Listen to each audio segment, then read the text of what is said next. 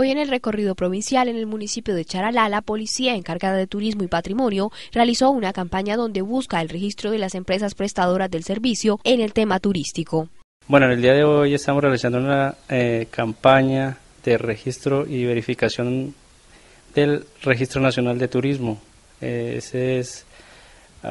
Tiene como finalidad verificar que haya realizado la actualización, ya que se vence el 31 de febrero de cada año, se vence para hacer esta actualización o igualmente inscripción, donde nos podemos dar de cuenta que acá en el municipio los 8 establecimientos de servicio de hospedaje y hotel que cuentan, todos han realizado esta actualización.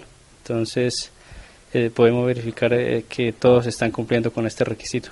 Continuando con el recorrido, las madres FAMI pertenecientes a los hogares infantiles del municipio de Pinchote terminaron el mes de mayo con la celebración del Día de las Madres realizado en el aula múltiple del Colegio Integrado Pedro Santos. Esto es un trabajo bien arduo de las madres comunitarias. Estuvimos en conjunto con la Asociación de Hogares de Bienestar buscando patrocinio. Hay muchos patrocinadores, nos han respondido muy bien con detalles para un bingo que se les está celebrando y también para darles a cada mamita su detalle, su refrigerio. El día de hoy les tenemos las presentaciones de los niños, la Santa Misa, una serenata, tenemos muchos premios de muchos